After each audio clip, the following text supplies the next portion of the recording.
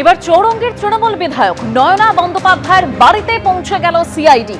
তৃণমূলের পরিষদীয় দলের তরফে প্রস্তাবের কপি জমা পড়ে বিধানসভার অধ্যক্ষের কাছে। কয়েকজন তৃণমূল বিধায়কের সই না মেলার অভিযোগও সামনে আসে। তবে ঠিক কি কারণে সিআইডি নয়না বন্দ্যোপাধ্যায়ের বাড়িতে পৌঁছে গেল, এই সম্পর্কে জানবো আমাদের প্রতিনিধি ময়ূক ঠাকুর চক্রবর্তীর কাছ থেকে। ময়ূক, দেখো, কিছুদিন আগে তৃণমূলের পরিষদীয় দলের তরফ থেকে একটা রেজলিউশন বা প্রস্তাব, তার একটা কপি অধ্যক্ষকে দেওয়া হয়।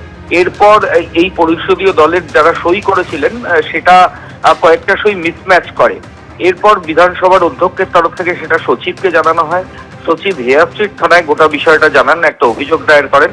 হেয়ার স্ট্রিট থানার পুলিশ তদন্তে নামে এবং সিআইডিতে হ্যান্ডরাইটিং এক্সপার্ট রয়েছে, সেই হ্যান্ডরাইটিং এক্সপার্টকে সঙ্গে নিয়ে আজকে পুলিশের একটা টিম চৌরঙ্গীর যিনি তৃণমূল বিধায়ক নয়না বন্দ্যোপাধ্যায়ের বাড়ি গেছিলেন এবং আমরা যে খবর পাচ্ছি যে তার যে অরিজিনাল সই সেই সঙ্গে এই সই সেটা মিলিয়ে দেখা হয়।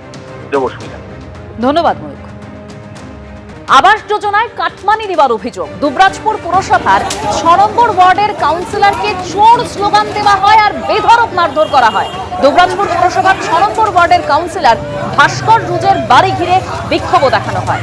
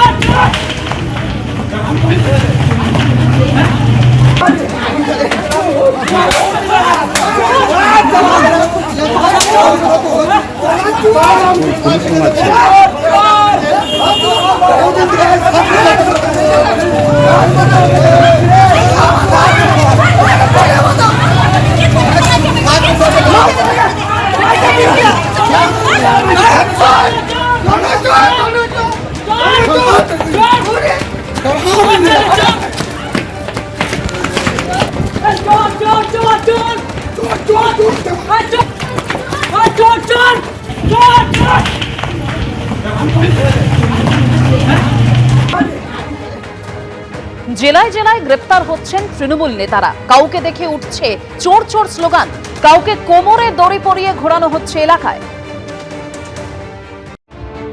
গৃহদাহে জর্জরিত তৃণমূল। রাজ্য থেকে ক্ষমতাচ্যুত হতেই ফেটে গিয়েছে দলের নেতাদের একাংশের ক্ষোভের আগ্নেয়গিরি।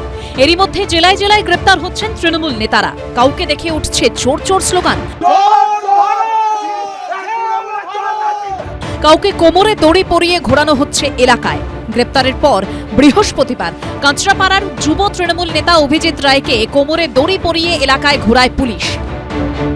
শনিবার রাতে মন্দারমণি থেকে অভিজিৎ রায় ওরফে বনিকে গ্রেপ্তার করে পুলিশ। পুলিশ সূত্রে দাবি, ধৃতের বিরুদ্ধে তোলাবাজি ও 2021-এ ভোট পরবর্তী সন্ত্রাসে জড়িত থাকার অভিযোগ রয়েছে। এদিকে ভোট পরবর্তী হিংসার পুরনো মামলায় দুর্গাপুরে গ্রেপ্তার করা হয়েছে তৃণমূলের ব্লক সভাপতি রাজীব ঘোষকে, যিনি আবার দুর্গাপুর পুরসভার 10 নম্বর ওয়ার্ডের বিদায়ী কাউন্সিলরও। বৃহস্পতিবার সকালে আদালতে তোলার সময় ধৃত তৃণমূল নেতাকে ঘিরে ওঠে চোর স্লোগান।